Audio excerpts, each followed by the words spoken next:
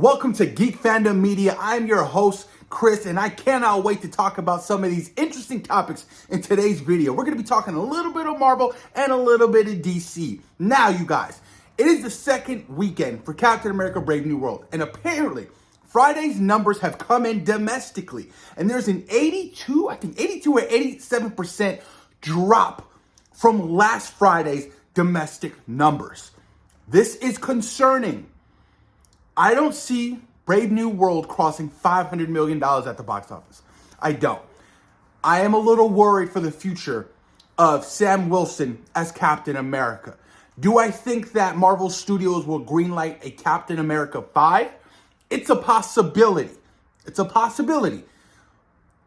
We'll still see Captain America in Avengers Doomsday and Secret Wars. If I was Marvel Studios, I would do a Captain America 5 and have that be Civil War Part 2 with Sam Wilson's Captain America facing off against Brie Larson's Captain Marvel. Have it be like an Avengers 2.0. I mean, the first Civil War film with the whole Soviet Accords was a brilliant film from the Russo brothers. Really well-made movie. Now, it wasn't as identical to the comic book, but it was a great adaptation of that comic book run. Let me know what you guys think in the comments down below about Brave New World's second weekend's box office numbers, and what do you think Brave New World will end its box office numbers with when its theatrical release window is over. Now, you guys, jumping into some of these topics we got to talk about. Spider-Man 4 has been delayed just by a week. I believe it will now come out July 31st. It's nothing major. It's nothing big. A week is nothing, you guys. There's just an overcrowded July of next year, of that being Christopher Nolan's film, The Odyssey, which also stars Tom Holland. Tom Holland's going to have a massive year in 2026, you guys. Massive year. Think about it. Doomsday, Spider-Man 4, and The Odyssey. This guy is booked.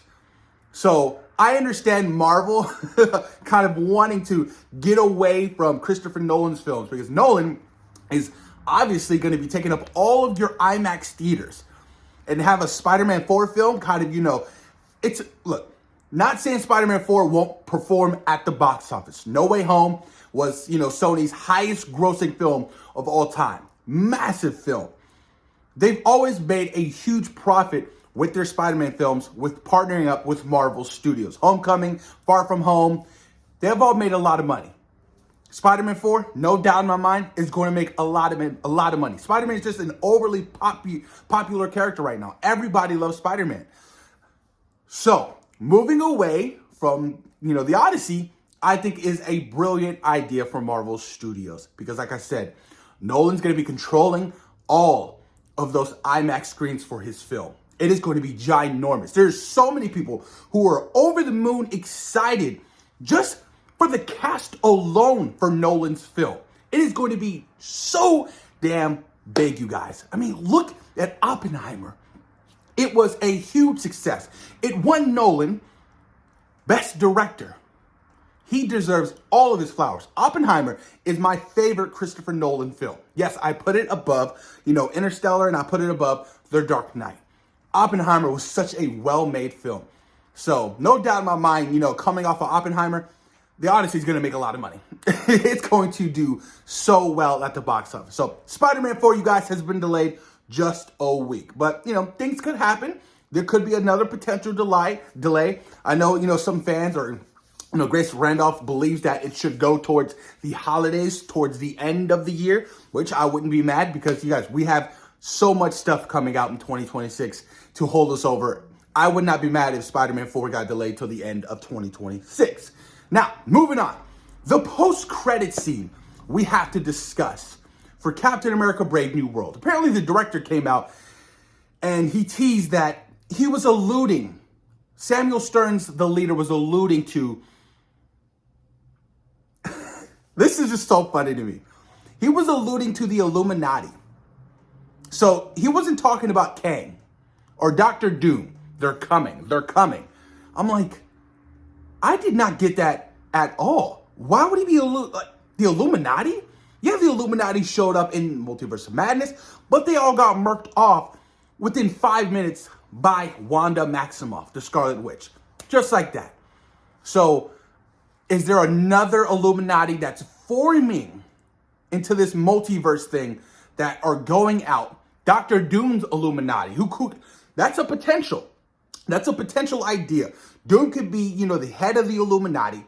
He's destroying worlds, and he's taking, the better parts of the strongest heroes from those worlds. And he's like, you're going to work for me. We're going to be, going through this entire multiverse, destroying every single world. That is what could be a possibility for the MCU's Illuminati in Doomsday and Secret Wars. I can see something like that. Doomsday having, an evil Doctor Strange, an evil, Tony Stark, Black Panther, you name it. That would be terrifying. Can you imagine that? The Avengers that we have right now would be destroyed. I'm sorry. There is no Avengers right now. Sam Wilson is going to be leading. That's what we've been hearing for the last couple of days. Well, I'm like, there is no recruiting. And that post-credit scene was so disappointing. It should have been Sam recruiting members for the Avengers buildup. Not, Samuel Stearns, the leader, alluding to, they're coming. This form of the Illuminati, they're coming. Or even, Kang or Doom. It was just a bad idea for that post-credit scene, and it was completely unnecessary. It should have been, Sam recruiting new members for your Avengers film. Because as of right now, there is no camaraderie. There is no, there's no bond. So when they get together for Doomsday, it's going to feel awkward and weird. I'm like, I've never seen any of these characters together interact before, especially if this is going to be your new Avengers. Like, that's one of my issues. I just don't know how that's going to work out. I'm so curious. And, you could say the same thing for the first Avengers film, because none of them really met prior to, coming together in the Avengers film. And I get that, but I'm just like, I don't know. It's all up for debate right now. Nobody knows who's going to be a part of the team. There's so many more characters now. We're dealing with the multiverse saga. It is going to be absolutely insanity. So, moving on to the next topic, you guys. Apparently, coming from Daniel RPK, Michael Green is no longer attached to be writing the Midnight Suns for Marvel Studios, which is a little concerning because I thought he was writing Blade. And if he's not attached for the Midnight Suns, that means Marvel Studios, Kevin Feige, and the powers that be might not be happy with the direction Blade is going, which could mean another possible delay for Blade. I mean, Blade doesn't even have a release date right now, so you can't delay Blade anymore because it has no release date. But the fact that Michael Green is not writing the Midnight Suns project and they are looking for a new writer is a little concerning. I want to see more of the world of the supernatural within the MCU. I really do. Like, it's super exciting. I thought Werewolf by Night was refreshing. It was fun. It was creepy. It was dark. I'm like, hell yeah, Man-Thing, Swamp Thing, kind of in the same realm. Man-Thing, Werewolf by Night.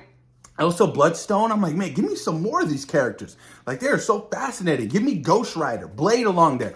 That would be so awesome. But I just don't see the world as, I say the world of right now, where the MCU is right now, of them doing a Midnight Suns project. I feel like it would just, it would hinder some of their stuff they have, working right now. I just feel like you got to wrap up the multiverse saga before you do anything else. Put out your Spider-Man 4, put out your Doomsday, Secret Wars, and whatever shows you have planned that you have already shot, like your Ironheart, your Daredevil Born Again, your animated series, your Wonder Man. Release all that stuff and then focus on different corners of the MCU. But have it feel like it's actually connected. Because like I said, one of the biggest issues with the multiverse saga, you guys, is it doesn't feel connected at all. It's just these own little separate projects on their own little island, and it's so incredibly frustrating. It's like what DC was doing, before, James Gunn took over. It was just a whole bunch of things that were just, not, tying into each other. After Zach left, it was just a whole bunch of random ass projects. Tell me why, Shazam wasn't in Black Adam.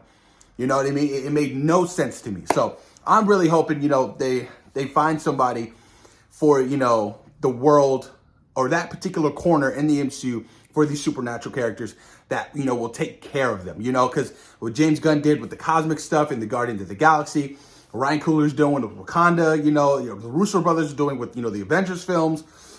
They need somebody to lead the charge for that side, for that particular world in the MCU. So Who knows what's going to happen, you guys? And to close out today's video, Constantine 2 has been pitched at DC Studios, and they approve of the pitch. That means James Gunn has met with Keanu Reeves and Francis, oh my gosh, his name, Francis Lawrence? I believe that's the director of the first film, for a sequel. That's exciting. Keanu Reeves dropped this update. It's still going to be set in the world. In his first film, it's going to be an Elseworld story. How fascinating. Now, I'm not overly, knowledgeable about the world of Constantine. I'm not. So I'm not going to sit here and say I am. But I really enjoyed that first film. It was really, really good. So the fact that, the pitch meeting at DC Studios with James Gunn must have went fantastically well, that he was like, okay, come up with the script now.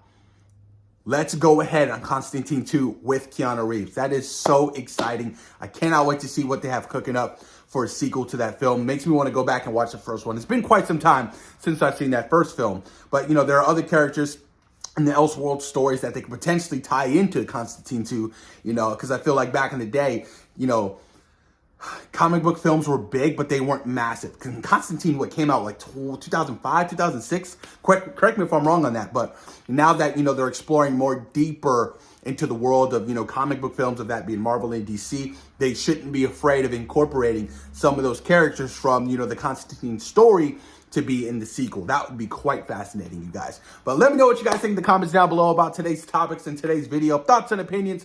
Of course, thank you guys for taking time out of your day for watching C-Roll Productions. Peace.